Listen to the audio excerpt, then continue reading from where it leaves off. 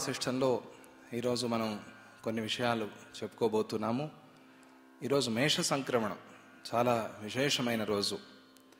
మనము చైత్రమాసంలో పాడ్యమి నుంచి, అంటే అమావాస్య అయిన మరుసటి రోజు నుంచి ఉగాది అని ప్రారంభించి చేస్తాం. కొత్త సంవత్సరాన్ని ఆచరణ చేస్తాం. అది చంద్రుడి గతి మీద ఆధారపడింది, అంటే నక్షత్రాలు, ఋతువులు వాటి మీద ఆధారపడి ఉంది. సూర్యగతి ఇది అంతా కూడా తమిళ్ సంప్రదాయంలో సూర్యగతి మీద ఆధారపడి సౌరమాన ప్రకారంగా నడుస్తుంది. ఆ సూర్యుడు రాశులు మారుతూ ఉంటాడు ఒక్కొక్క నెలకి. అందుకనే 14వ తేదీ 15వ తేదీ మనం సంక్రమణ అని చేస్తాం. మకర సంక్రాంతి కూడా అప్పుడే చేస్తాం. ఈ రోజు నుంచి మేష సంక్రమణం, అంటే 12 రాశుల సంచారాన్ని పూర్తి చేసి ఆయన మళ్ళీ మేషరాశిలోకి వచ్చాడు. ఈరోజు మేష సంక్రమణం ప్రారంభం కాబట్టి ఆ సౌరమానాన్ని ఆచరించే వాళ్ళు తమిళ్లు కానీ, మలయాళం కేరళలో కొంతమంది కానీ, మరాఠీ కొంతమంది భక్తులు కానీ ఈరోజు నుంచి కొత్త సంవత్సరాన్ని ప్రారంభిస్తారు. అందరికీ కూడా ఈ తమిళ్ కొత్త సంవత్సరం శుభాశీస్సులు, పూజ్యశ్రీ స్వామిజీ వారి ఆశీస్సులు, అనుగ్రహం అందరికీ ఎల్లవేళలా ఉండాలి అని ప్రార్థన చేస్తూ, ఈ సంక్రమణం రోజు దాన ధర్మాలు ఎంత ప్రధానమో అలాగే వేదాంత విచారం కూడా అంతే ప్రధానము అని చెప్తారు. ఇటువంటి రోజు మనం యోగ వాసిష్టంలో ఒక ప్రధానమైన ఘట్టాన్ని చెప్పుకోబోతున్నాం. నిన్న మనం కొన్ని విషయాలు చెప్పుకున్నాము. ఆ లీలాదేవి అడిగిన ప్రశ్నలకి సరస్వతి అమ్మవారు సమాధానం చెప్పింది. అలాగే నిన్న ఇంకొక ప్రశ్నతో మనం ఆపాం.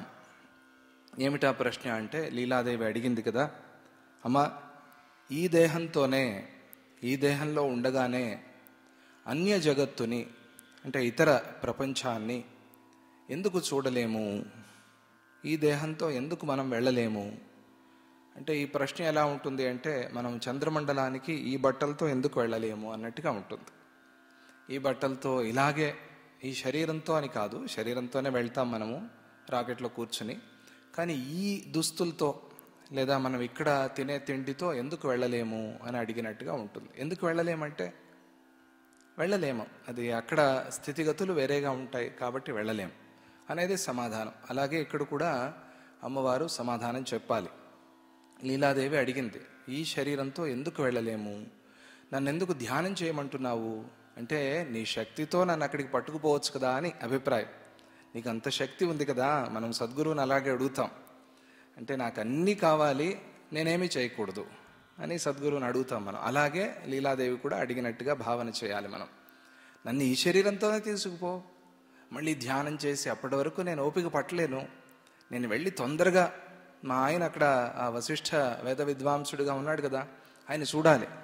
లేదా ఇది వ్యవహారంగా ఆలోచిస్తే, లేదా ఆధ్యాత్మికంగా ఆలోచిస్తే నేను అక్కడ ఉన్న కిటుకులు నేను తెలుసుకోవాలి, రహస్యాలు నాకు తెలియాలి అని చాలా ఆత్రంలో ఉన్నది ఆ లీలాదేవి. అందుకనే ప్రశ్నించింది, ఈ దేహంతోనే ఎందుకు వెళ్ళలేము? నాపై కనికరంతో నాకు చెప్పు, నన్ను దయతలిచి నాకు ఆ విషయాన్ని తెలుపు అని ప్రార్థన చేసింది. అప్పుడు సరస్వతి అమ్మవారు చెప్తుంది కదా, జగంతీమాన్య మూర్తాని మూర్తిమంతి ముధాగ్రహాత్ భవద్భిరవ బుద్ధాని హేమాని ఓర్మికాధియ హేమ్యోర్మికారూపధరే ప్యోర్మికాత్వన్న విద్యతే యథా తథా జగద్రూపే జగన్నాస్తి చ బ్రహ్మణి. ఈ జగన్నాస్తి చ బ్రహ్మణి అనేది మహావాక్యం. ఇటువంటి మహావాక్యాలు అక్కడక్కడ వస్తాయి. బాగా దాని మీద శ్రద్ధగా చదివేవాళ్ళు, అంటే ఒక పాఠంలాగా చెప్పుకునేవాళ్ళు ఇటువంటివి అండర్లైన్ చేసుకోవాలి. జగన్నాస్తి చ బ్రహ్మణి అనేది మహావాక్యం. ఏమంటుంది ఇక్కడ సరస్వతి అమ్మవారు అంటే, వాస్తవానికి ఈ కనిపించే జగత్తులు రూపం లేనివి. ఇక్కడే వస్తుంది తాపత్రయం మనకి. ఇంత రూపంతో కనిపిస్తూ ఉంటే ప్రపంచం రూపం లేని జగత్తు అని ఎట్లా అంటుంది అంటే, కల్పిత రూపము అని అర్థం. ఆ మాత్రం తెలీదా సరస్వతి అమ్మవారికి? ఇంత రూపం కనిపిస్తోంది అంటే కల్పిత రూపం అని అర్థం. స్వప్నంలో ఎన్నెన్నో రూపాలు కనిపిస్తున్నాయి, కానీ రూపం లేదు. ఉన్నాయా లేవా? ఉన్నాయి, కానీ లేవు. ఎందుకు అంటే, ఆ రూపాన్ని మనం పట్టుకోలేము, ఆ రూపంతో మనం చేసే వ్యవహారాలు చేయలేము, ఇవన్నీ మనకు తెలుసు. స్వప్న ప్రపంచంలాగానే ఈ జగత్తులకి, ఇక్కడ కనిపించే ఈ జగత్తులకి రూపం అనేది లేదు. ఇది అమూర్తము, అంటే రూపం లేనిది. అమూర్తం అనే పేరు పరబ్రహ్మకు కూడా ఉంది. అమూర్తం ఆయన, మూర్తామూర్త బ్రాహ్మణము అని ఛాందోగ్యోపనిషత్తులో ఉన్నది. ఇక్కడ ఏమిటి మూర్తామూర్తం అంటే? మూర్తము అమూర్తం. మూర్తం అంటే శరీరాన్ని ధరించింది, ఎందుకనే మూర్తి అంటారు. అమూర్తము అంటే శరీరాన్ని ధరించనిది. ఆకాశము వాయువు అమూర్తము, అగ్ని జలము పృథివీ మూర్తము. మూర్తామూర్త స్వరూపం. ఈ మూర్తామూర్తము పరబ్రహ్మే, పరమాత్మే. అందువల్ల ఆయన అమూర్త స్వరూపుడు. ఎందుకంటే వాటి నుంచి, ఒక భూతం నుంచి ఇంకొక భూతం వచ్చింది కాబట్టి, ఆత్మన ఆకాశ సంభూత కాబట్టి ఆ ఆత్మ అమూర్త స్వరూపము, మూర్తి లేనిది, అవ్యక్త స్వరూపము. అందువల్ల దాన్ని ధ్యానంలోనే తెలుసుకోవాలి, యోగంతోనే తెలుస్తుంది అనే అర్థం కాదు ఇక్కడ. అమూర్తము అంటే కల్పిత రూపవత్తు అని అర్థం. కల్పిత రూపంతో కనిపిస్తున్నది అని అర్థం. రూపం ఉంది కదా, మరి అమూర్తం అని ఎట్లా అంటారు అంటే కల్పిత రూపం కలిగి ఉన్నది అని అర్థం. మిథ్యాజ్ఞాన వశంతో అంటే అజ్ఞానం వల్ల అని అర్థం. ఈ పదాలన్నీ వింటూ ఉండాలి మనం, అదే ఒక సంస్కారం ఏర్పడుతుంది దాంతో. మిథ్యాజ్ఞానం వల్ల, అజ్ఞానం వల్ల రూపం ఉన్నట్టుగా కనిపిస్తుంది. ఎందుకు కనిపిస్తుంది అంటే మిథ్యాజ్ఞానంతో కనిపిస్తుంది. మనం ధ్యానంలో ఉన్నప్పుడు ఇవన్నీ ఎగిరిపోతున్నాయి. ఎక్కడికి పోతున్నాయి? ఎక్కడికి పోవటం లేదు, మన అజ్ఞానం పోతోంది. మన అజ్ఞానం పోతే అంతా పోయినట్టే లెక్క. ఉంటే ఏమి, పోతే ఏమి. అందువల్ల అజ్ఞాన కారణంతో ఇది రూపం ఉన్నట్టుగా కనిపిస్తోంది. బంగారం అని తెలిసి ఉన్నా కూడా ఉంగరము ఉంగరమే అని వ్యవహరింపబడుతోంది. ఇది మనకందరికీ తెలుసు, నేను చెప్పుకున్నాం. దాన్ని బంగారం అనట్లా, మనం ఉంగరము అంటున్నాం, లేదా బంగారపు ఉంగరము అంటున్నాం. బంగారు ఉంగరం అయితేనే ఉంగరం అంటారు ఈ కాలంలో. రోల్డ్ గోల్డ్ ఉంగరాన్ని ఎవరు పెడతారు, ఎవరు పెట్టుకుంటారు? ఉంగరమే, ఆ బంగారమే అయినా కూడా ఉంగరం అని వ్యవహరిస్తూ ఉన్నాం దాన్ని. వాస్తవానికి ఉంగరంగా కనిపిస్తున్న బంగారంలో ఉంగరం అనేది బంగారం కాకపోవటం అనేది లేనే లేదు. ఆ ఉంగరంలో బంగారం కానిది ఏదైనా ఉందా? బంగారం కాబట్టే దానికి అంత విలువ. బంగారం కాబట్టే దాన్ని నెత్తి మీద పెట్టుకుంటాం, లాకర్లో పెడతాం, జాగ్రత్త చేస్తాం. బంగారం కాకుండా వేరే ఏదైనా ఉందా దాంట్లో? ఏమీ లేదు. ఇది మనం అప్పుడప్పుడు ఆలోచన చేయాల్సిన విషయం. అలాగే ఈ కనిపించే జగత్తులో కూడా పరబ్రహ్మ కంటే వేరైన సత్త లేదు. ఇది చెప్పదలుచుకున్న విషయం. ఉంగరాన్ని చూసి ఉంగరం అని వ్యవహరిస్తున్నాం, కానీ దాంట్లో బంగారం లేకుండా పోయిందా? బంగారం ఉంది. అలాగే దీన్ని చూసి జగత్తని వ్యవహరిస్తూ ఉన్నాము, దీనిలో పరబ్రహ్మని మరిచిపోతున్నాం.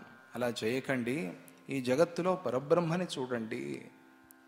అందుకనే ఆ పురంధరదాస ఒక కీర్తనలో అణు రేణు తృణకాష్ఠ అన్నిటిలోనూ పరమాత్మే అని ఆ దర్శనం కావాలి. అలా చూడగలగాలి, మనం ఆ పరమాత్మని చూడగలగాలి. మన స్వామిజీ వారు కూడా అణోరణీయాన్ మహతో మహీయాన్, ఇది చాలా గుర్తొస్తోంది అని చెప్పారు. దాని మీద ఒక కీర్తన కూడా రాబోతోంది అని చెప్పారు స్వామిజీ వారు. అణోరణీయాన్, అణువు కన్నా అణువైన వాడు, మహత్త కన్నా మహత్తరమైన వాడు ఆ పరమాత్మ. ఇది అలాగే ఈ కనిపించే జగత్తులో కూడా పరబ్రహ్మ కంటే వేరైన సత్త లేదు. వేరైన సత్త లేదు అంటే అప్పుడు జగత్తు ఉందా అనే ప్రశ్న రానే రాదు. వేరైన సత్త దీనికి లేకపోతే పరమాత్మ ఒకడే ఉన్నట్టు. ఈ జగత్తులో నేను పరమాత్మను చూస్తాను అంటే జగత్తు ఉన్నట్టా? లేదు కదా. చూస్తానంటే నువ్వు అభేదాన్ని చూడటం లేదు అని అర్థం. అందువల్ల చూస్తాననే మాట కూడా అనకూడదు. అర్థమయ్యేందుకోసం అలా మాట్లాడుకుంటున్నామంతే. చూస్తాను అంటే అర్థం ఏమైంది? ఇవి రెండుగా ఉన్నాయి, నేను ఒకటిగా చూస్తాను. అది తప్పు. రెండుగా లేవు, ఉన్నది ఒకటే. రెండుగా మనం చూస్తున్నాం.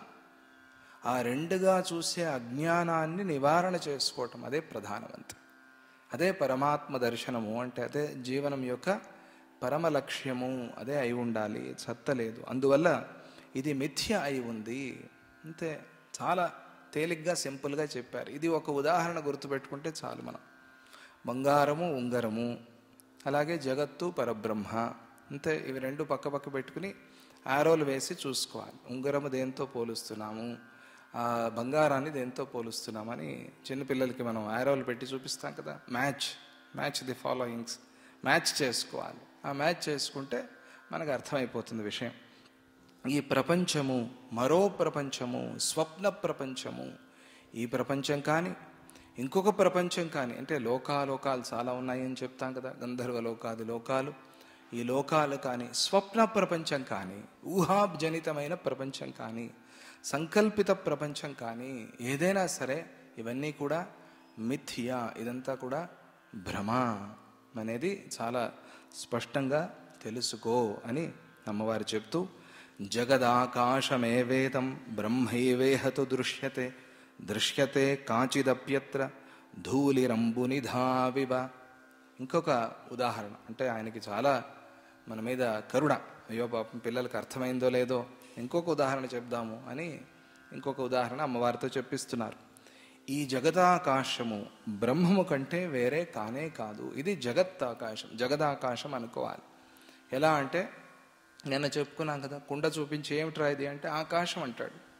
కుండ పగల కొడితే ఆకాశమే కదా, అందుకనే ఆకాశం అన్నాను నేను, అదే సత్యం కదా. కానీ మనం కుండ అంటాం. అలాగే ఈ జగదాకాశం ఎక్కడ ఉంది? చిత్తాకాశంలో ఉంది. చిత్తాకాశం ఎక్కడ ఉంది? చిదాకాశంలో ఉంది. ఉన్నది అని వ్యవహారం కోసం అంతే. ఉంది అంటే మళ్ళీ కుండలో ఆకాశం ఉన్నట్టుగా కాదు, అది అర్థమయ్యేందుకోసం మాత్రమే అని గుర్తుపెట్టుకోండి. అంటే ఆ చిదాకాశమే బ్రహ్మాకాశమే సర్వస్వము అని, అదే సత్యము అని అర్థం. ఇదే ధ్యానం. ఆ బ్రహ్మాకాశంలో మనస్సుని నిలపటమే ధ్యానం. దీన్ని అనుకుంటూ ఉన్నా కూడా చాలు, ఇదే ధ్యానం.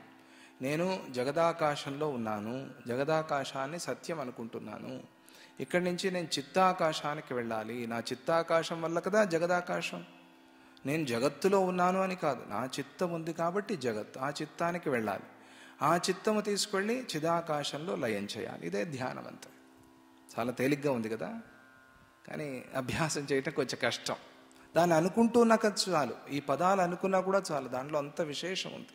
అందుకనే మంత్రము అర్థం అయినా కాకపోయినా ఊరికే చెప్తూ ఉంటే కూడా చాలు, దానివల్ల ఫలం వస్తుంది. అంటే మనస్సు దానిలో దొర్లి దొర్లి దొర్లి అదే ఇది అయిపోతుంది. అందువల్ల ఆ పదాలని అనుకుంటే చాలు. జగదాకాశము, చిత్తాకాశము, చిదాకాశము అనుకుంటే చాలు, చిదాకాశంలో మనస్సు నిలుస్తుంది. ఇది బ్రహ్మ కన్నా వేరే కానే కాదు. జగత్తు బ్రహ్మ కన్నా వేరే కానే కాదు. ఇదే ద్వైతానికి అద్వైతానికి ఉన్న తేడా. వాళ్ళు జగత్తుని సత్యం అంటారు, అంటే బ్రహ్మ ఎలా సత్యమో జగత్తు కూడా అలాగే సత్యమో అంటారు. మనకి రెండు ఒకే విధంగా కనిపిస్తాయి సరిగ్గా ఆలోచన చేయకపోతే. సరి అయిన మనకి బుద్ధిశక్తి, విమర్శనా శక్తి లేకపోతే అలాగే కనిపిస్తుంది. కానీ చాలా తేడా ఉంది, అది మనం గమనించాలి, గుర్తు చేసుకోవాలి. జగత్తు సత్యము, బ్రహ్మ సత్యము అనేది వాళ్ళ వాదం. కానీ అద్వైతంలో మనం ఏమంటున్నాము? అద్వైతంలో అంటున్నామని కాదు, ఇది సత్యం, మనకు ఆలోచన చేస్తే తెలుస్తుంది. అంటే ఉపనిషత్తులు అదే విషయాన్ని చెప్తున్నాయి. కాబట్టి జగత్ అనేది వేరేగా లేనే లేదు, వేరేగా ఉన్నట్టుగా మనం చూస్తున్నాము. దీనికి అనేక ఉదాహరణలు ఉన్నాయి ఈ ప్రపంచంలో.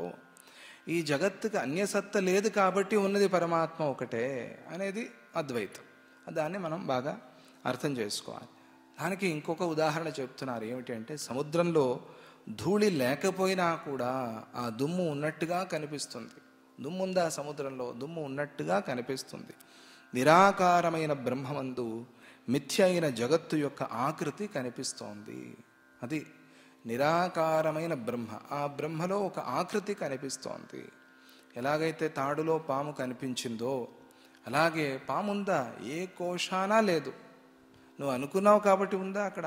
కొద్దిగా ఆ సమయంలో ఇట్లా వచ్చేమైనా పోయిందా? పరకాయ ప్రవేశం ఏమైనా చేసిందా తాడులోకి? లేదు. లేశమాత్రమైనా కూడా లేని పాముని సంపూర్ణంగా ఉంది అనుకుని భయపడ్డావు నువ్వు. ఇది ఎవరి దోషము, ఎవరి పొరపాటు? మన అజ్ఞాన దోషం ఇది. అలాగే బ్రహ్మ విషయంలో కూడా మనము జగత్తుని అధ్యారోపణ చేసి, దాంట్లో అధ్యస్థం చేసి, ఆ మాయలో పడిపోయి మనం పరబ్రహ్మని, పరమాత్మని మరిచిపోతున్నాము. సముద్రంలో ధూళి లేకపోయినా కూడా ధూళి ఉన్నట్టుగా మనం అనుకుంటున్నాము. ఏదో రాయి పడింది, దుమ్ము లేచింది, దుమ్ము లేవటం వల్ల సముద్రంలో ధూళి ఉన్నట్టుగా కనిపిస్తుంది. అంతెందుకు, ప్రొద్దున పూట మనం మచిలీపట్నం అటువైపు వెళ్తే ఆ సముద్ర తీరంలో పూర్తిగా ప్రొద్దున్న మంచు, సముద్రమే కనిపించదు. సముద్రం మాయమైపోయిందేమో, మంచేమో అనిపిస్తుంది. సముద్రం ఎక్కడికైనా మాయమైందా? సముద్రంలో ఏమైనా మంచు ఉందా? లేదు.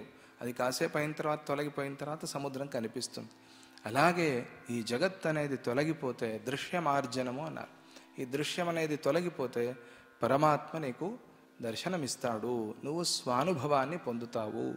ఈ ధూళి సముద్రంలో లేకపోయినా కూడా ఉన్నట్టుగా కనిపించినట్టుగా కనిపిస్తూ ఉన్నట్టుగా ఈ జగత్తులో, ఈ పరబ్రహ్మలో జగత్తుని చూస్తున్నాం మనము. అది చాలా పొరపాటు, అది చాలా తప్పు. అంటే సత్య దర్శనము చేయకుండా అసత్యాన్నే అనుభవానికి తెచ్చుకుంటున్నాం మనము.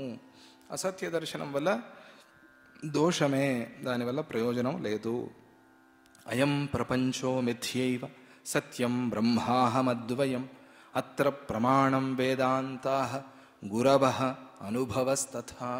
ఇది చాలా ప్రధానమైన శ్లోకం. ఇది దీనిలో కూడా ఒక మహావాక్యం ఉంది. సత్యం బ్రహ్మాహమద్వయం అనేది దీనిలో మహావాక్యం. దాన్ని కూడా అండర్లైన్ చేసుకోవచ్చు మనం.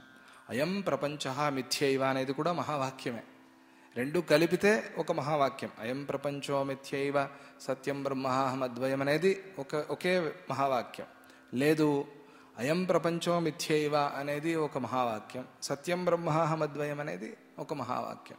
అంటే ఈ రెండిటి మీద ధ్యానం చేయొచ్చు, ఈ మూడిటి మీద ధ్యానం చేయొచ్చు. అయం ప్రపంచో మిథ్యైవ అని కూడా ధ్యానం చేయొచ్చు మనం. ఈ ప్రపంచము మిథ్య అని ధ్యానం చేయొచ్చు. సత్యం బ్రహ్మ అని కూడా ధ్యానం చేయొచ్చు. ఈ ప్రపంచమంతా మిథ్య అయితే సత్యం ఏది? బ్రహ్మ, బ్రహ్మే సత్యము అని కూడా ఏకవాక్యంగా ధ్యానం చేయొచ్చు. అంటే మొత్తం 3 మహావాక్యాలు చెప్పారు ఇక్కడ ఈ ఒక్క శ్లోకంలో. అత్ర ప్రమాణం వేదాంత. దీనికి ప్రమాణం ఏమిటి? ఈ ప్రపంచమంతా మిథ్యా, నేనే బ్రహ్మమై ఉన్నాను. బ్రహ్మ అని అనరు, బ్రహ్మము అంటారు. అంటే అందుకనే పరమాత్మ అని ప్రయోగిస్తే బాగుంటుంది, పరమాత్ముడు అనకూడదు. పరమాత్ముడు అంటే మళ్ళీ మనకు పుల్లింగం గుర్తొస్తుంది. పరమాత్మ అని అంటేనే బాగుంటుంది. అదే అన్ని భాషల్లో కూడా అలాగే వాడుతూ ఉంటారు. నేనే బ్రహ్మము అనేదే సత్యము అనే జ్ఞానం ఒక్కటే సత్యమై ఉన్నది. ఏమిటి ఇది? ఈ విషయంలో మనకు ప్రమాణం ఏమిటి? ఊరికేదో చెప్పేటమా? అందరూ చెప్తున్నారు కదా, మనము చెప్పేద్దాం ఒకటి మాట అని, అట్లా కాదు. దీనికి ప్రమాణం ఏమిటి? శబ్ద ప్రమాణం. మనదంతా కూడా శబ్ద ప్రమాణం. వేదాంత వాక్యాలే ప్రమాణం, ఉపనిషద్ వాక్యాలే ప్రమాణం దీనికి. అత్ర ప్రమాణం. అత్ర అంటే ఈ విషయంలో మనం చెప్పుకున్నాం కదా, జగత్తంతా మిథ్య, బ్రహ్మమే సత్యము, ఆ బ్రహ్మము నేనే అయి ఉన్నాను అనే ఈ విషయంలో ఏది ప్రమాణము అంటే అత్ర ప్రమాణం వేదాంతాః. వేదాంతాలే ప్రమాణం ఇక్కడ. వేదాంతాలు అంటే వేదాంత వాక్యాలు అని, అనేక వేదాంతాలు అని కాదు. వేదాంత విజ్ఞాన సునిశ్చితార్థాః సన్యాస యోగాద్యతయ శుద్ధ సత్వాః. అంటే వేదాంత విజ్ఞానం అంటే అనేక వేదాంతాలు అని కాదు. వేదాంత విజ్ఞాన అంటే అద్వైత వేదాంత విజ్ఞానంతో సునిశ్చితార్థ, నిశ్చయమైన అర్థం వాళ్ళకి కలుగుతుంది. అది అద్వైతంలోనే సాధ్యం, ఇతర వేదాంతాల్లో సాధ్యం లేదు. ఆలోచన చేస్తే మనకే తెలుస్తుంది. ప్రశ్నలు అట్లా మిగిలిపోతాయి ఇతర వేదాంతాల్లో, ఇతర శాస్త్రాల్లో, ఇతర గ్రంథాల్లో. కానీ ఏ ప్రశ్న లేకుండా నేను పరమశాంతిలో ఉన్నాను అని మనల్ని చేయగలిగిన శక్తి అద్వైతానికి మాత్రమే ఉంది. ఇది కొద్దిగా అనుభవంతో చెప్తున్నాను నేను, ఏదో అందరూ చెప్తున్నాను కదా, కొద్ది అనుభవంతో చెప్తున్నాను. ఇది సత్యం. దీన్ని, ఈ మాట నమ్మండి. ఇంకా మనస్సులో సంశయాలు పెట్టుకోవద్దు. ఇది మతం కోసం పోరాటం కాదు, ఇది స్వానుభవం కోసం మనం ప్రయత్నం చేయటం. ఇది ఈ మతం గొప్పదా, ఆ మతం గొప్పదా అని ప్రశ్న కాదు. అది అందరికీ తెలిసిన విషయమే. కానీ వాళ్ళు ఆ గురువుల మీద ఉన్న ఒక భక్తితో దాన్ని ప్రచారం చేస్తూ ఉంటారు. పాపం వాళ్ళకు కూడా తెలిసిన విషయమే అనుకోండి ఇది. ఈ విషయంలో వేదాంత శాస్త్రము, ఆ వేదాంత శాస్త్రంలో అనుభవజ్ఞులైన గురువులు, వాళ్ళు ఈ అనుభవాన్ని పొందారు. ఈ వేదాంత వాక్యాల్ని చదివి దాన్ని అర్థం చేసుకుని దాన్ని అనుభవానికి తెచ్చుకుని ఉన్నారు వాళ్ళు. అటువంటి ఆ జీవన్ముక్తులైన సద్గురువులు ఆత్మానుభవాలే ప్రమాణమై ఉన్నాయి. గురువులు చెప్తారు, చెప్పిన తరువాత గురువులు చెప్పారు అని విశ్వసిస్తాం, మనం నమ్ముతాం. నమ్మి దాన్ని సాధన చేస్తాం. సాధన చేస్తే మనకది అనుభవానికి వస్తుంది. స్వానుభవమే ఇక్కడ ప్రమాణమై ఉంది. 3: ఒకటి వేద ప్రమాణము, రెండవది గురువాక్య ప్రమాణము, మూడవది స్వానుభవ ప్రమాణము. ఈ 3 కూడా ప్రారంభంలోనే చెప్పారు. దీని గురించి చాలా పెద్ద చర్చ చేసి సదాచార విచారము అని చేసి తర్వాత ఇప్పుడు ఈ విషయాలన్నీ కూడా చెప్తున్నారు. మళ్ళీ నేను అవన్నీ ఇక్కడ చెప్పాల్సిన పని లేదు. వేదాంత వాక్యాలు అనుభవానికి వచ్చిన వారు ఎవరైనా ఉన్నారా ప్రపంచంలో అంటే జీవన్ముక్తులైన గురువులే దానికి ప్రమాణంగా నిలిచి ఉన్నారు. స్వానుభవం ఉంది కదా, ఇదేమిటిది అంటే ఇది ఫలరూపమైన ప్రమాణం. ఇది ఈ ప్రమాణం అయిన తర్వాత ఇంకా ఇంకొకరికి ప్రమాణం చూపిద్దాము అనే తాపత్రయం ఉండదు మనకి. ఫలరూపమైన ప్రమాణం. ఎవరు నమ్మితే ఏమిటి, ఎవరు నమ్మకపోతే ఏమిటి, నేను ఆ స్థితిలో స్వానుభవంలో ఉండిపోతాను అని ఫలరూపమైన ప్రమాణం అది. ఆ ఫలం దక్కిన తరువాత ఇంకా వాడు దేనికి ప్రయత్నం చేయడు, అలా ఉండిపోతాడు. అటువంటి ప్రమాణము దీనికి ప్రమాణంగా నిలుస్తుంది. ఈ విషయానికి ఏది జగత్తు మిథ్య బ్రహ్మ సత్యము అనే దానికి మూడు ప్రమాణంగా నిలుస్తాయి. కాబట్టి దాన్ని మనం నిరంతరంగా గుర్తు చేసుకుంటూ ఉండాలి. ఈ మహావాక్యాన్ని గుర్తు చేసుకుంటూ ఉండాలి. జగత్తు మిథ్య ఎట్లా అయింది, ఇంత కనిపిస్తోంది అనేది ఊరికే ఒక 5 నిమిషాలైనా దాని మీద మనస్సు నిలిపితే మనకి దానివల్ల ఎంతో కర్మక్షయం అవుతుంది.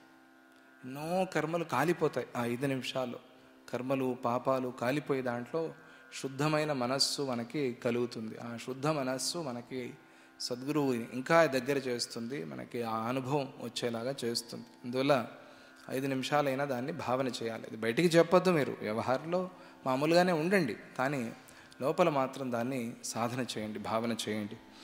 బ్రహ్మైవ పశ్యతి బ్రహ్మ నా బ్రహ్మ బ్రహ్మ పశ్యతి సర్గాదినాం నా ప్రథితః స్వభావోస్యైవ చేదృశః.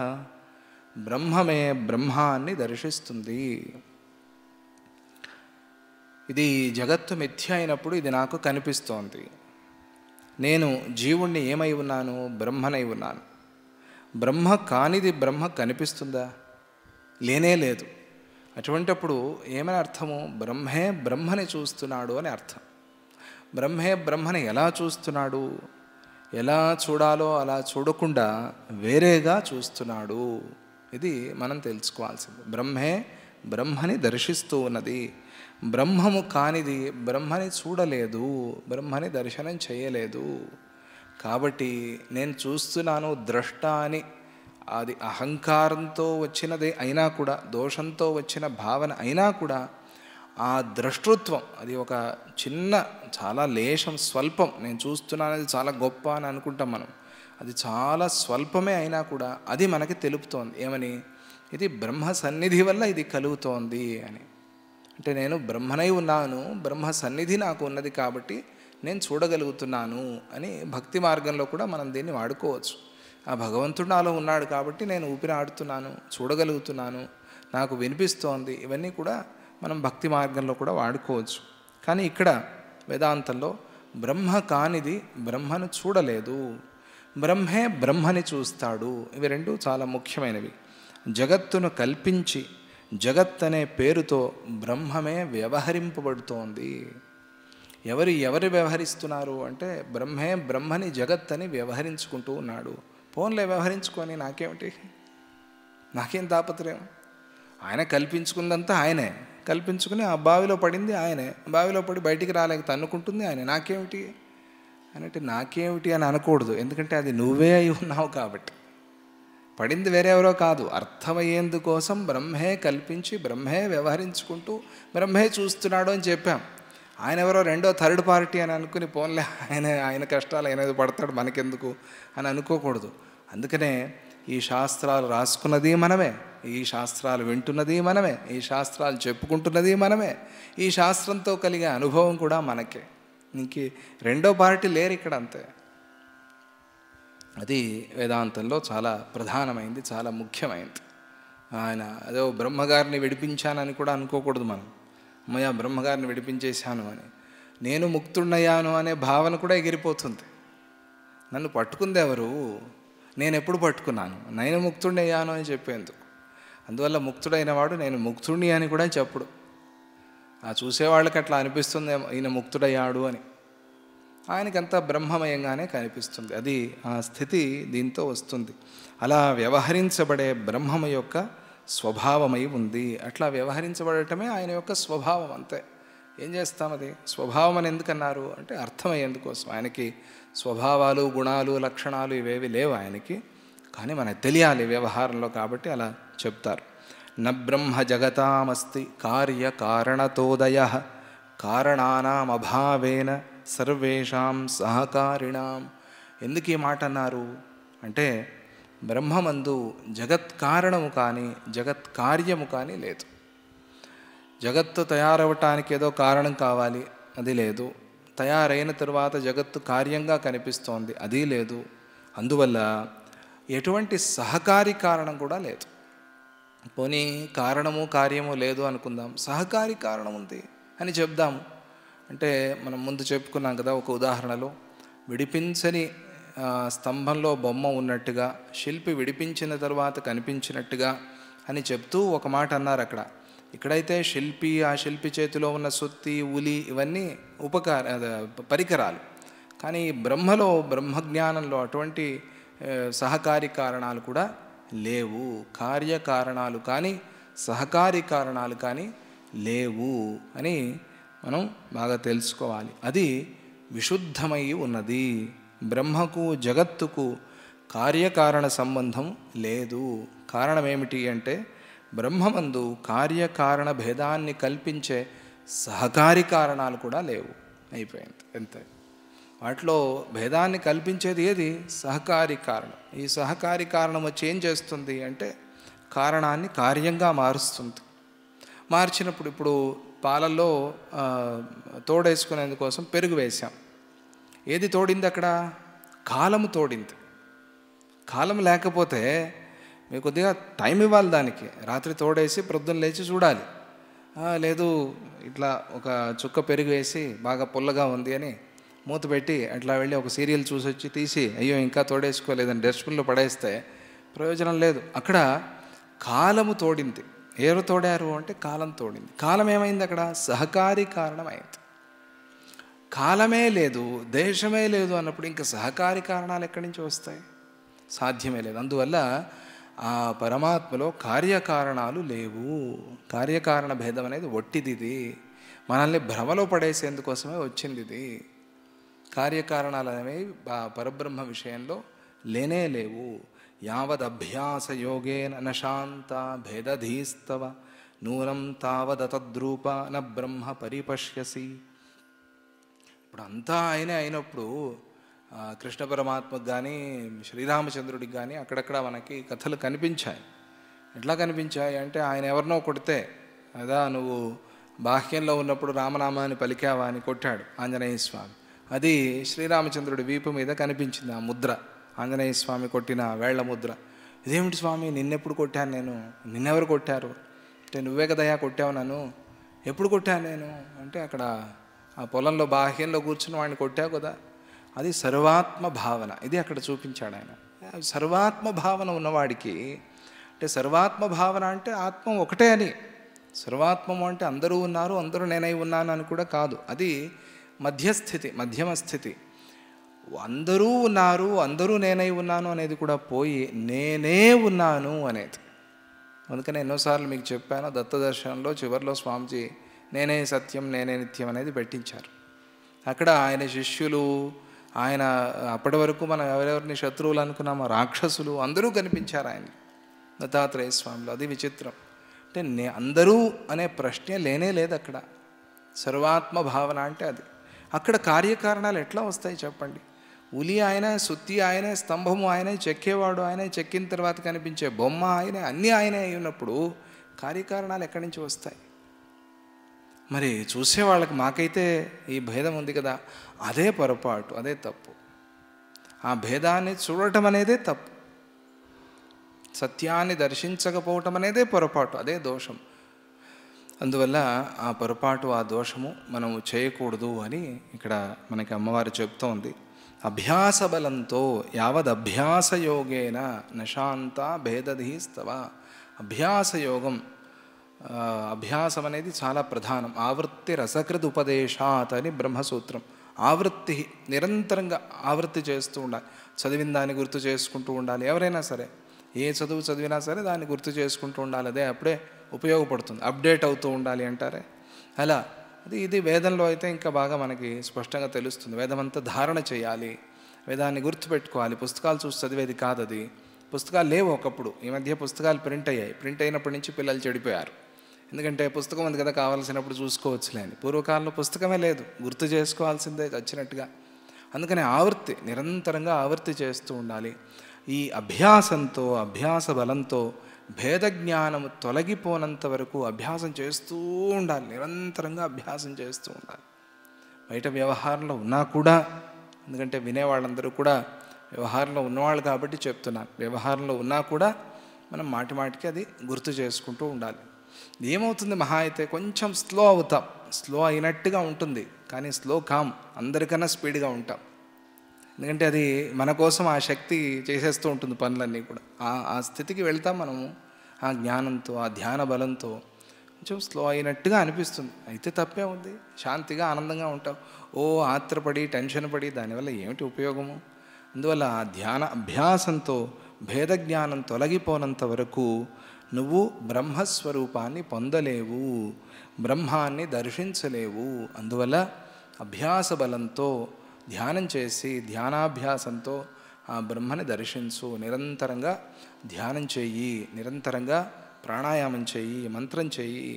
ఏది నీకు గురువు ఉపదేశించారో నీ స్థాయిని బట్టి దాన్ని నిరంతరంగా చేస్తూ ఉండు. ఈరోజు కాకపోతే రేపు, రేపు కాకపోతే ఎల్లుండి, లేదా వచ్చే జన్మ, లేదా ఏదో జన్మ, మొత్తానికి ఆ జన్మలో నీకు కలిగి తీరుతుంది.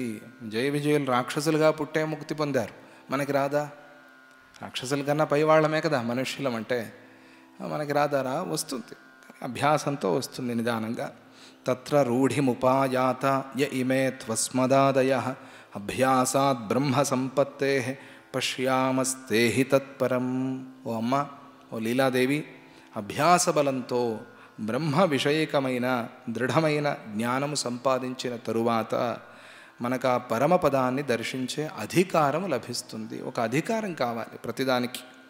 ఊరికే నేను కట్టించాను, నేను హాస్పిటల్లోని ఆపరేషన్ థియేటర్కి వెళ్తానంటే సాధ్యం లేదు. వెళ్ళొచ్చు, కానీ నువ్వు అది వాళ్ళు చెప్పినట్టుగా కోటు ఇవన్నీ వేసుకుంటే, లేదా నువ్వు చాలా శుద్ధంగా చేతులు కడుక్కొని అవన్నీ చేస్తే ఒక అధికారం లభిస్తుంది. లేదు, నువ్వే ఆపరేషన్ చేయాలి అంటే నువ్వు చదువుకొని ఉండాలి, అప్పుడు నీకు అధికారం లభిస్తుంది. ఇలాగే ప్రతి దాంట్లో కూడా ఒక అధికారం అనేది ఉంటుంది. అందుకని అధికారం లేకుండా ఏదైనా మనకి కలిగితే, దొరికితే అది మనం నిలబెట్టుకోలేకుండా పోతాము. అందుకని అధికారాన్ని చూసి ఇవ్వాలి అని చెప్తారు. అది చాలా ప్రధానం. అన్నప్రాశన కూడా అధికారాన్ని చూసే ఇస్తారు. ఏమి అధికారం అక్కడ అంటే 5 నెలల్లో 7 నెలల్లో వాడికి నిండి ఉండాలి, అప్పుడు వాడికి అధికారం వస్తుంది, అన్నం తినే అధికారం వస్తుంది. నా దగ్గర చాలా బియ్యం ఉంది, చాలా అన్నం చేశాను నేను, నా పిల్లవాడే పెట్టేది నేనే, నా ఇష్టం, మొదటి రోజే అన్నం పెడతానంటే చచ్చూరుకుంటాడు వాడు. ఇది అధికారం కాదు. ప్రపంచంలో ప్రతిదానికి ఒక అధికారం ఉంది. అలాగే నాకు కూడా బ్రహ్మజ్ఞానం ఇచ్చేయచ్చు కదా అంటే దానికి ఒక అధికారం ఉంది. ఆ అధికారం ఎప్పుడు వస్తుంది అంటే అభ్యాస బలంతో వస్తుంది, దృఢమైన జ్ఞానంతో వస్తుంది. అందువల్ల ఆ అభ్యాసాన్ని చెయ్యి. దేవతలమైన మేము అభ్యాస బలంతోనే ఆ పరబ్రహ్మని దర్శిస్తూ ఉన్నాము. మాకెట్లా దర్శనమవుతోంది పరబ్రహ్మ దర్శనము అంటే, ఈ శరీరంతో ఉన్నాం కదా, మేము శరీరంతో ఉన్నామంటే మేము పరబ్రహ్మ కాదా అంటే మేము పరబ్రహ్మని దర్శిస్తున్నాము. అన్ని చోట్ల అభ్యాస బలంతోనే దర్శిస్తున్నాము. దాంతో ఏదో ప్రారబ్ధం, ఆ ప్రారబ్ధంతో వాళ్ళు దేవతలుగా ఉన్నారట. ఇది వేదాంతం చెప్పేది. దేవతలు కూడా ఏం చేస్తున్నారు అంటే ప్రారబ్ధాన్ని అనుభవిస్తున్నారు. బ్రహ్మగారు ఆ శరీరంలో ఏం చేస్తున్నారు? 100 ఏళ్ళు జీవించి అంటే ప్రారబ్ధాన్ని అనుభవిస్తున్నారు. అలా అనకూడదు దేవతల విషయంలో, మనం భక్తిగా ఉంటాం కాబట్టి. మా తాతగారు ఏం చేస్తున్నారంటే ఆయన చాలా గొప్పవారండి, ఆ పనులు ఈ పనులు ఇవన్నీ చేశారు, ఇది కట్టించి అది కట్టించి ఇప్పుడు రెస్ట్ తీసుకుంటున్నారు అంటాం. ప్రారబ్ధం అనుభవిస్తున్నారు పడుకుని అంటాం ఎవరైనా, అనం కదా. బాగుంటుంది అది వినేందుకు. అందుకని సత్యంగా ఆలోచిస్తే మాత్రం దేవతలు ప్రారబ్ధాన్ని అనుభవిస్తున్నారు. కానీ వాళ్ళకి శరీరం ఉన్నది అనే భావన లేదు, దేహాత్మ భ్రాంతి లేదు, కాబట్టి వాళ్ళకి ఆకలి దప్పిక ఇవన్నీ లేవు, కాబట్టి వాళ్ళకి ప్రారబ్ధం అనేది లేదు. ఇంద్రుడికి అప్పుడప్పుడు దేహాత్మ భావన వచ్చినప్పుడు ప్రారబ్ధాన్ని అనుభవించాడు, పడ్డాడు, మళ్ళీ తపస్సు చేశాడు, మళ్ళీ పైకి వెళ్ళాడు, ఇవన్నీ ప్రారబ్ధాలు. శరీర భావన వచ్చినప్పుడు ప్రారబ్ధం ఇది. అందుకనే దేవతల విషయంలో ఆ కథలు చెప్పటం కారణం. ఇంద్రుడు ఎందుకు ఇలా చేశాడు అంటే ప్రారబ్ధం అనేది ఇట్లా ఉంటుంది అని, జాగ్రత్తగా ఉండాలి అని తెలపడం కోసం. అది ముఖ్యమైనది. ఇక్కడ దేవతలమైన మేము అభ్యాస బలంతోనే పరబ్రహ్మని దర్శిస్తూ ఉన్నాము. అంటే ఏదో లీలాదేవి అడుగుతోంది, నేను సరస్వతిని చెప్తున్నాను అనే భావన ఆవిడికి లేదు. ఆవిడ కూర్చొని ధ్యానం చేసుకున్నట్టుగా చెప్పుకుంటోంది అంతే. అందుకనే మాట్లాడటం కూడా అనుష్ఠానమే, మౌనం కూడా అనుష్ఠానమే. ఎవరికి? జీవన్ముక్తులకి. రెండు అనుష్ఠానాలే. ఎందుకు? ఆ మాట కూడా బ్రహ్మ విషయమే అయి ఉంది కాబట్టి, ఏది మాట్లాడినా కూడా వాళ్ళు బ్రహ్మనే ఆలోచిస్తూ ఉన్నారు కాబట్టి అది వాళ్ళకి ధ్యానమే అయింది. అలా మేము దేవతలమైన మేము అభ్యాస బలంతో పరబ్రహ్మను దర్శిస్తూ ఉన్నాము. సంకల్ప నగరస్యైవ మమాకాశమయం వపుః బ్రహ్మైవ చాంతః పశ్యామి దేహే నానేన తత్పదం. నా ఈ శరీరము సంకల్ప నగరంలాగా ఆకాశస్వరూపమై ఉంది అని నేను అనుకుంటున్నాను. నీకు ఒక శరీరం కనిపించవచ్చు, అందుకనే మనం ఆ శరీరాన్ని భజించేది, ఆ శరీరాన్ని పూజించేది మనం. ఎందుకంటే ఆ శరీరం మీద వాళ్ళకి దేహాత్మ భావన లేదు కాబట్టి, వాళ్ళు ఒక సంకల్ప నగరంలాగా అనుకున్నారు. అంటే ఆ శరీరం మీద వాళ్ళకి ఏ ధ్యాస లేదు. అందుకనే భగవంతుడి యొక్క ఆ విగ్రహాన్ని పెట్టి పూజించేది మనం. మహాత్ముల ఫోటోల్ని పెట్టి పూజిస్తాం. ఎందుకు అంటే వాళ్ళు ఆ శరీరంలో ఉన్నా కూడా ఈ శరీరంలో ఉన్నాము అనే భ్రమ వాళ్ళకి లేదు. శరీరం మీద ప్రేమ లేకుండా ఉన్నారు వాళ్ళు, అందువల్ల ఆ ఫోటోలు పెట్టి పూజిస్తాం మనం. అది కారణం. అలాగే సంకల్ప నగరంలాగా ఆకాశస్వరూపమై ఉంది. అందువల్ల నేను దీనియందు కూడా తత్శబ్దవాచ్యమైన బ్రహ్మపదాన్ని దర్శించగలుగుతున్నాను. తత్ అంటాం కదా, తత్ త్వం అసి అని కదా. ఆ తత్ అంటే ఏమిటి? పరమాత్మ, పరబ్రహ్మ. తత్ అనే శబ్దంతో పిలువబడే ఆ బ్రహ్మనే నేను ఈ శరీరంలో చూస్తున్నాను. ఈ శరీరము అనే భావన నాకు లేదు. అందుకే ఓం తత్సత్ అంటారు. తత్ సత్ ఈ మూడు కూడా బ్రహ్మవాచకాలే, బ్రహ్మనే చెప్పేవి. అందుకనే హరి ఓం తత్సత్ అని అంటారు. ఇది మా మహావాక్యం, మహామంత్రం. అది బ్రహ్మనే అంతర్దృష్టితో, నేను ఈ దేహంతోనే అంతర్దృష్టితో పరబ్రహ్మను దర్శిస్తూ ఉన్నాను అని సరస్వతి అమ్మవారు చెప్పింది. అందువల్ల నాకు ఈ దేహంలో బంధము లేదు, బంధం లేకుండా ఉన్నాను నేను.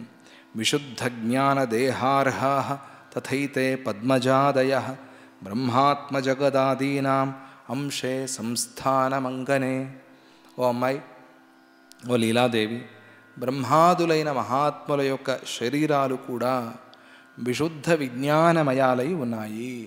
అంటే నేను ఒక్కదాన్నే దేవతల్లో గొప్పదాన్ని అని కాదు, బ్రహ్మాది దేవతలు ఉన్నారు కదా, వాళ్ళందరూ కూడా, అంటే మా ఆయన గుర్తు చేసుకుంది ఆవిడ, హిరణ్య గర్భుడు, వాళ్ళు ఆ దేవతలందరూ కూడా అలాగే విశుద్ధ విజ్ఞాన శరీరం అది వాళ్ళది. అందువల్ల వాళ్ళు పరబ్రహ్మస్వరూపమై ఉన్నారు. బ్రహ్మస్వరూపమైన జగత్తు నుండే వారు బ్రహ్మాన్ని దర్శిస్తూ ఉన్నారు. జగత్ అంటే మన శరీరమే. ఈ శరీరంలో ఎప్పుడైతే మనం బ్రహ్మని దర్శించామో అప్పుడు ప్రపంచమంతా బ్రహ్మే కదా అయింది. మనం బయటంతా బ్రహ్మని చూస్తాం, కానీ మన శరీరంలో మాత్రం మనం బ్రహ్మని చూసుకోలేకపోతాం. ఇది పొరపాటు, ఇది తప్పు. ఇది మనం శరీరంలో ఆ దేహాత్మ భ్రాంతిని విడిచిపెట్టాలి. దేహమే నేను అనే భ్రాంతిని విడిచిపెట్టాలి. కరెంటు తీగని పట్టుకున్నట్టుగా, కరెంట్ తీగని మనం పట్టుకుని విడుస్తామంటే విడుస్తామా? లేదు. కరెంటు లేకపోతే విడవచ్చు, కరెంట్ లేదు కాబట్టి, షాక్ తగలేదు కాబట్టి ఆ ఊరికే ఆ తీగ బయట కట్టారు, దానికేమీ ఇంకా కరెంట్ సప్లై కాలేదు, అప్పుడు పట్టుకుని విడవచ్చు. అదే కరెంట్ ఉంటే విడుస్తామంటే విడవగలమా మనం? అదే మనల్ని పట్టుకుంది. అలాగే ఆత్మ అనేది శరీరాన్ని పట్టుకుంది, కానీ శరీరం ఆత్మని పట్టుకోలేదు.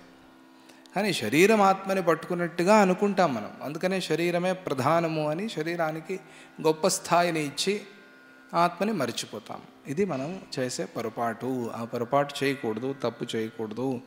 బ్రహ్మస్వరూపమైన జగత్తు నుండే వారు బ్రహ్మాన్ని దర్శిస్తున్నారు. ఈ జగత్తు మొదలైనవన్నీ ఆ పరబ్రహ్మలో ఒక అంశ మాత్రమే అని వారు తెలుసుకుని ఉన్నారు. ఇది వాళ్ళ జ్ఞానం. ఇదంతా ఈ ఒక అంశ, కలేశం, అంటే సముద్రంలో ఒక చెంచా నీళ్ళు తీసుకున్నట్టుగా. అట్లా ఇది ఇంత పెద్ద ప్రపంచము, ఈ గెలాక్సీలు దాటి గెలాక్సీలు, ఇట్లా ఎన్ని పోయినా కూడా ఇదంతా కలిపి ఒక పెద్ద బంతిలాగా తయారైన ఇటువంటి బంతులు ఎన్ని ఉన్నా ప్రపంచంలో ఇవన్నీ కూడా లేశ మాత్రం. ఎన్నైనా చెప్పండి, వేలు కాదండి, లక్షల వేలు, కోట్ల లక్షలు, ఎన్నైనా చెప్పండి. ఎన్ని చెప్పినా కూడా ఇదంతా కూడా ఆయనలో ఒక లేశమే అనేది, అంశ మాత్రమే అని వాళ్ళు తెలుసుకున్నారు. అంశ అన్నా లేశమన్నా ఒకటే. ఒక చిన్న అంశ, ఒక చిన్న ధూళిలాగా, ధూళి కణికలాగా అని వాళ్ళు అనుకున్నారు. అది వాళ్ళ జ్ఞానము. తవాభ్యాసం వినా బాలే నాకారో బ్రహ్మతాంగత స్థిత కలన రూపాత్మ తేన తన్నాను పశ్యసి. ఓ చిన్నపిల్ల, ఓ బాలే అన్న, ఓ అమ్మాయి, ఇంకా పాపం చాలా తెలుసుకోవాలి అని అంత ఆప్యాయంగా ప్రేమగా మాట్లాడుతుంది. అభ్యాసం లేకపోవటం వల్ల నీ దేహం బ్రహ్మస్వరూపాన్ని పొందలేకుండా పోతూ ఉంది. అభ్యాసం చెయ్యి. నీ చిత్తం ఇంకా సంకల్పాలు చేస్తూ ఉండటం వల్ల నువ్వు బ్రహ్మని దర్శించలేకపోతున్నావు. ఇంకా సంకల్పాల్లోనే ఉంది అది. ఆ సంకల్పాల్లో ఉన్న చిత్తము బ్రహ్మలోకి ఎలా తిరుగుతుంది? తిరగదు. చిదాకాశంలోకి ఎలా కలుస్తుంది? సంకల్పాన్ని విడిచిపెడితేనే. ఈ సంకల్పాలు ఒక కొక్కెంలాగా పట్టుకుని వెనక్కి లాగుతూ ఉంటే నీ చిత్తాకాశం పోయి చిదాకాశంలో ఎట్లా కలుస్తుంది? కలవదు.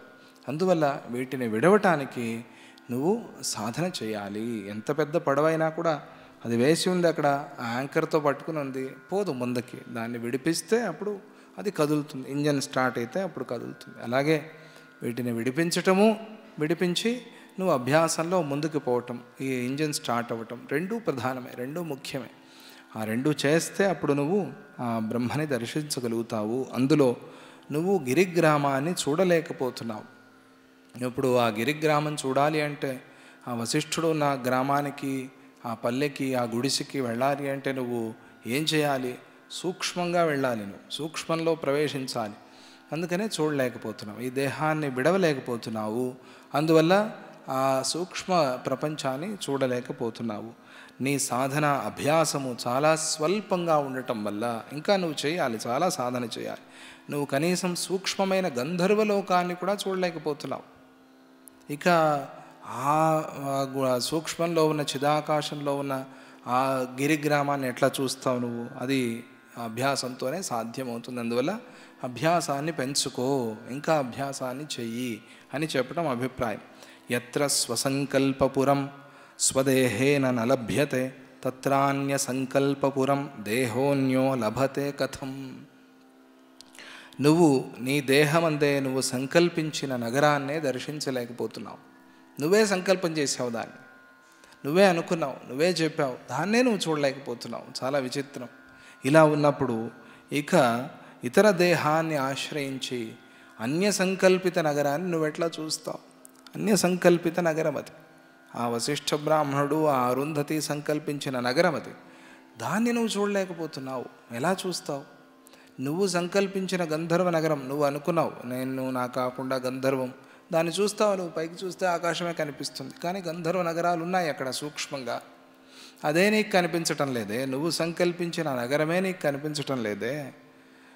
అటువంటప్పుడు నువ్వు అన్య సంకల్పితమైన గిరినగరాన్ని ఎట్లా చూస్తావు? అది సాధ్యమయ్యేది కాదు నీ వల్ల. ఈ దేహము తను సంకల్పించిన నగరాన్ని ఇది చూడలేకపోతోంది. అటువంటప్పుడు అన్య సంకల్పితమైన నగరం దీనికి ఎట్లా కనిపిస్తుంది అనేది అభిప్రాయం. అందువల్ల ధ్యానంతో సూక్ష్మ శరీరాన్ని ధరించి ఆ సూక్ష్మ నగరాన్ని నువ్వు చూడాలి అని అమ్మవారి ఉపదేశం. ధ్యానంలో అది నీకు కనిపిస్తుంది. ఏదో పూర్వజన్మ గురించి చెప్పారు. ఎట్లా సాధ్యమండి ఇది పూర్వజన్మ? నేను ఎప్పుడో ఏదో దేశంలో పుట్టానని చెప్తున్నారు. ఎట్లా సాధ్యం అది? ఆ దేశంలో పుట్టిన వాడిని మళ్ళీ ఈ దేశంలో ఎట్లా పుట్టాను అంటే, వాళ్ళు దర్శించి చెప్పారు, నువ్వు దర్శించలేకపోతున్నావు. నువ్వు ధ్యానంలో దర్శిస్తే నీకు తెలుస్తుంది. ధ్యానం చేస్తున్నప్పుడు ఇవన్నీ వెళ్ళిపోతాయి మనలో. అంటే పూర్వజన్మలు, గడిచిన రాబోయే జన్మలు కూడా దొర్లిపోతాయి. రాబోయే జన్మ ఇట్లా వచ్చినట్టుగా ఇవన్నీ కూడా ధ్యానంలో కాలిపోతాయి, ఇవన్నీ ధ్యానంలో రాలిపోతాయి. అటువంటి శక్తి ఆ ధ్యానానికి ఉంది. అందుకనే రకరకాల భావాలు ఏవేవో వస్తూ ఉంటాయి ధ్యానం చేస్తున్నప్పుడు. అది నిదానంగా గెలవాలి వాటిని. తస్మాదేనం పరిత్యజ్య దేహం చిద్వ్యోమరూపిణి తత్పశ్యసి తదేవాషు కురు కార్యవిదాంబరే. ఓ కార్యజ్ఞురాలా, కార్యవిదాంబరే అంటే ఏం చేయాలో తెలిసినది అని అర్థం. ఇప్పుడు నీకేం చేయాలో నీకు తెలుసు. ఇది మనకి చాలా ముఖ్యం. అంటే ఏ సమయంలో ఏమి చేయాలి, దీని టైం సెన్స్ అంటారు, అది తెలిసి ఉండాలి. ఇది ఒక సమయం, జన్మే ఒక సమయం, ఈ సమయంలో ఏం చేయాలి అనేది కూడా తెలిసి ఉండాలి. ఈ జన్మలో ఈరోజు డేట్ రాసుకుంటాం మనం, ఈ డేటు ఈ సమయంలో ఇది చేయాలి, నోటు మనకి తర్వాత రిమైండర్లో పెట్టుకుంటాం మనం, ఇది గుర్తు చేయాలి నాకు అని. అలాగే ఈ జన్మ అనేదే ఒక సమయం, ఒక టైం. ఈ టైంలో ఏం చేయాలి అనేది కూడా మనం గుర్తు చేసుకోవాలి. ఇది చాలా ముఖ్యం, చాలా ప్రధానం. రోజుల వారీగా ఎట్లా రాసుకుంటామో డేట్లు, అలాగే జన్మకి కూడా జన్మే ఒక డేట్ అనుకోవాలి. ఈ జన్మ డేట్లో ఒకటి రాసుకోవాలి, నేను ఇది చేయాలి, ఈ సాధన చేయాలి, నేను ఈ జ్ఞానం నేను పొందాలి, మళ్ళీ జన్మ లేకుండా చేసుకోవాలి, జన్మరాహిత్యాన్ని పొందాలి అని అందరూ సంకల్పం చేయాలి. అప్పుడు ఇది మనకి సిద్ధి అవుతుంది. నీకు బాగా తెలుసు కార్యవిధాంబరే అని అమ్మవారు అంటోంది, నేను చెప్పాల్సిన పని లేదు నీకు. అందుచేత నువ్వు ఈ దేహాన్ని ధ్యానంతో విడిచిపెట్టు, ఈ దేహాన్ని విడిచిపెట్టి చిన్మయ స్వరూపాన్ని పొందు. అంటే చిదాకాశంలోకి వెళ్ళు. నువ్వు ఇప్పుడు దేహాకాశంలో ఉన్నావు, దాన్ని చిత్తాకాశంలోకి తీసుకువెళ్ళు, దాన్ని చిదాకాశంలోకి తీసుకువెళ్ళు. అట్లా గది గది దాటి వెళ్ళినట్టుగా నువ్వు ఆ గదులన్నీ దాటి వెళ్తూ ఉంటే అక్కడ నీకు ఆ పరమాత్మ దర్శనం అవుతుంది. ఇలాగే రామాయణంలో ఆయన దాటుకుంటూ వెళ్ళే గదులన్నీ చెప్పారు. సప్త కక్షలు దాటి ఆయన ఆ కౌసల్యామాత దగ్గరికి వెళ్ళారు అని వర్ణన చేశారు అయోధ్యాకాండలో. ఆయన అది శుభాన్ని చెప్దామని, చాలా గొప్ప వేదాంతం ఉంది అక్కడ. అట్లా ఆయన వెళ్తున్నప్పుడు ఆయనకి మొదట్లో ఆడుకుంటూ పిల్లలు కనిపించారు, తర్వాత పూలు చుడుతూ కొంతమంది కనిపించారు. ఇట్లా రకరకాలుగా 7 రూమ్లు దాటుతూ వెళ్తాడు ఆయన. ఒక రూమ్లో సామవేదం చదువుతూ కొంతమంది విద్యార్థులు కనిపించారు, ఒక రూమ్లో ఎవరో ధ్యానం చేస్తూ యోగం చేస్తూ కనిపించారు. ఇలా 7 కక్షలు దాటి ఆయన ఆ కౌసల్యామాత దగ్గరికి వెళ్ళారు. అట్లాగే రూమ్ అనుకోవాలి మనం. ఆ రూమ్ దాటి దాటి దాటి దాటి లోపలికి వెళ్తే సుసూక్ష్మమైన ఒక గది ఉంది. ఆ గదే చిదాకాశము. అక్కడికి నువ్వు సూక్ష్మంగా వెళ్తే ఏమవుతుంది, అక్కడ చిన్మయ స్వరూపాన్ని పొందుతావు నువ్వు. అలా అయితేనే నువ్వు ఆ గిరిగ్రామాన్ని చూడగలుగుతావు, లేదా నువ్వు దాన్ని దర్శించలేవు. సంకల్ప నగరం సత్యం యథా సంకల్పితం ప్రతి సదేహం వా విదేహం వా నేతరం ప్రతికించన. మానస శరీరంలో మానస నగరము, స్థూల శరీరంలో స్థూల నగరము కనిపిస్తుంది.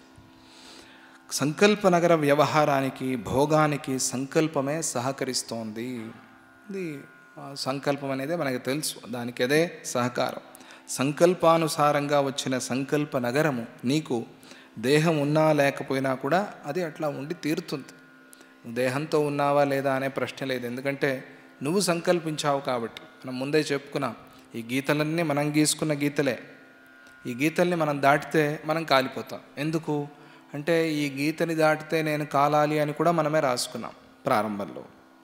అదే వేదం అంటే అంతే. అందుకనే ముందు గీతలు పుట్టి తర్వాత మనం పుట్టాం.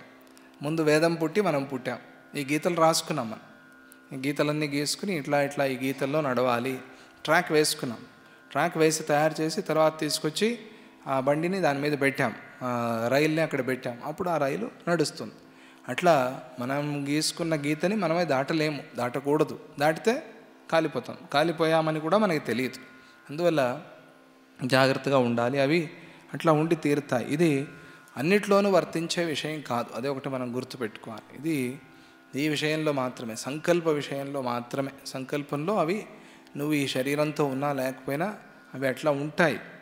ఉంటాయి అంటే ఏమిటి, నువ్వు మళ్ళీ జన్మిస్తే మళ్ళీ అవన్నీ కూడా ఉన్నట్టుగానే నువ్వు వాటిలో భ్రమలో పడతావు. జ్ఞానం పూర్తిగా కలగనంత వరకు ఇవన్నీ అలాగే ఉంటాయి అని అర్థం. ఆది సర్గే జగద్భ్రాంతి యథేయం స్థితిమాగత తథా తదా ప్రభుత్యేవం నియతి ప్రౌఢిమాగత. సృష్టి ఆరంభంలో ఈ జగద్భ్రమ ఇలాగే కలిగింది. సృష్టి ఆరంభంలో ఒక జగద్భ్రమ చూడండి, ఆ భ్రమని కూడా ఒక క్రమంలో చేసుకున్నాం మనం. విచిత్రం, ఆ భ్రమని కూడా విచిత్రంగా చేసుకున్నాము. ఆ తాడులోనే అంతవరకే మనం భ్రమ, అది విచిత్రం. అంతా పాములే అని అనుకోం మనం, ఆ తాడులోనే పాము అని అనుకుంటాం. కాబట్టి బెటర్. అంతా పాములే అంటే ఇంకా అడుగు తీసి అడుగు వేయలేము. కొంతమందికి అది ఆ భావన కూడా ఉంటుంది, అంతా పాములే భయం. అటువంటి అది ఇంకా దాన్ని గాఢాంధకారము అంటారు. గాఢాజ్ఞానం అది, అది పోయేది కాదు, చాలా కష్టం అది పోవాలంటే. వాడు అడుగు వేయలేడు. వాడు ఏమీ లేని దాని యందు కూడా వాడు పాముని అధ్యాస చేస్తే ఇంకెట్లా అండి? ఏదో తాడుంది పాము అంటే తాడు పాము తర్వాత ఏది తెలుస్తుంది. తాడు లేదు పాము లేదు, వీడు ఏమిటి ఇట్లా అంటే అది చాలా, అది రాక్షస ప్రవృత్తి. అదే రాక్షస ప్రవృత్తి, అదే తమో గుణం అంటే. రజోగుణంలో ఉన్నామేమో మనం, తమో గుణంకి వెళ్ళిపోతే, అంటే అజ్ఞానం అంటే తమో గుణమే అనుకోండి, అర్థమయ్యేందుకోసం అలా చెప్పానంతే. సృష్టి ఆరంభంలో ఈ జగద్భ్రమ అలాగే కలిగింది, అందువల్ల ఈ సంకల్ప విషయము ఇలాగే ఉంటుంది అంతే. ఆ సంకల్పం అట్లా చేశాం మనం ఆదిలో, ప్రారంభంలో. సృష్ట్యారంభంలో మనకు కనిపించని లోకాలను జీవుడు సంకల్పించాడు. సంకల్పం చేసి ఇది వాడు ఒక క్రమాన్ని తలుచుకుని ఆయా క్రమంలో ఆయా లోకాలు ఇవన్నీ కూడా వాడు సంకల్పం చేశాడు. అది కూడా అంతా భ్రమతోనే అదంతా జరిగింది. ఈ భ్రమ తొలగిపోతే జ్ఞానప్రాప్తి అనేది కూడా నియమం, అది నియమం. ఈ నియమం ఎవరు చేశారు? వాడే చేసుకున్నాడు. ఈ భ్రమ పోతే జ్ఞానప్రాప్తి, జ్ఞానప్రాప్తియే మోక్షము, మోక్షమే పరమానందము. అప్పుడు ఈ దుఃఖాలు భయాలన్నీ పోతాయి అనే నియమం కూడా ఆయనే చేసుకున్నాడు. కాబట్టి ఈ నియమాలకు దేనికి ఎప్పటికీ భంగం లేదు, ఎప్పుడు ఇలాగే ఉంటుంది. ఈ నియతి అంటారు. ఈ నియతి ఎప్పటికీ అలాగే ఉంటుంది. నియతి ప్రౌఢిమాగత, అదే అట్లా పెరిగి కనిపిస్తోంది, జగత్తుగా కనిపిస్తోంది. వాడు సంకల్పం చేసింది ఇప్పుడు జగత్తే కనిపించటం లేదా? అలాగే వాడు అప్పుడు అనుకున్నాడు ప్రారంభంలో, ఈ చీకటి పోతే వెలుగు కనిపించాలి అని. అందుకనే కుండ వాడు తయారు చేస్తున్నాడు కాబట్టి తయారవటం లేదు. ఏం చెప్తుంది శాస్త్రం అంటే అది ఈశ్వర సంకల్పం, ఈశ్వర ఇచ్ఛ. వాడిట్లా చక్రం మీద కలిపిన ఆ మట్టిని పెట్టి తిప్పితే, ఇంతసేపు తిప్పితే అప్పుడు ఒక కుండ తయారవుతుంది అని ఇది ఈశ్వర ఇచ్ఛ. ఆయన ఈశ్వర ఇచ్ఛ చేయలేదనుకోండి ప్రారంభంలో, వీడు ఎంత తిప్పినా కుండ పుట్టదు. ఇది శాస్త్రం చెప్పింది. అది అట్లా ఎందుకు పుడుతోంది అంటే ఈశ్వర ఇచ్ఛ అన్నారు. ఇది చాలా సూక్ష్మమైన విషయం ఇది. అంటే నేను తిప్పితే పుట్టదా అని అంటే, నువ్వు తిప్పితే పుట్టాలి అని నువ్వు అనుకోవటం కూడా ఈశ్వర ఇచ్ఛ. అందుకనే శివుని ఆజ్ఞ లేనిదే చీమైనా కుట్టదు అంటారు. చీమ నేను అనుకుని పోయి కుడతాను. ఈశ్వర ఇచ్ఛ ఏమిటి అంటే, నేను అనుకుని పోయి కుడతాను అని చీమ ఏదైతే అనుకుంటోందో అది కూడా ఈశ్వర ఇచ్ఛ. అది ఈశ్వర ఇచ్ఛ అంటే ఇక్కడ జీవ సంకల్పం అని అర్థం. ఈశ్వర ఇచ్ఛ అంటే వేదాంతంలో బాగా గుర్తుపెట్టుకోవాలి. జీవుడు ఒక సంకల్పం చేశాడు, ఇది ఇట్లా అని సంకల్పం చేశాడంత. వాడికి చక్రం తిప్పితే కుండ పుట్టాలి అని వాడి సంకల్పం, అంతే, పుడుతుంది. ఏదో మార్పు వచ్చింది అనుకోండి దీంట్లో, పుట్టదు అది అంతే. వీడు అట్లా సంకల్పం చేయలేదు, వేరేగా సంకల్పం చేశాడు. అది విచిత్రం. అందుకనే ఊరికే చక్రం తిప్పినా కుండ పుట్టదు, కలిపిన మట్టి పోసి చక్రం తిప్పితేనే కుండ పుడుతుంది. అందుకనే ఇవన్నీ వాడు సహకారి కారణాలతో పాటుగా సంకల్పం చేశాడు జీవుడు ఆదిలో. అందువల్ల ఈ సృష్టి జరుగుతోంది. లేకపోతే ఆ క్రమంలో అలా తిరగాలి అంటే ఆ గోళాలు ఏంటండి ఇది? ఎక్కడ తేడా వచ్చినా ఏమైపోతుంది ప్రపంచం? బద్దలైపోతుంది.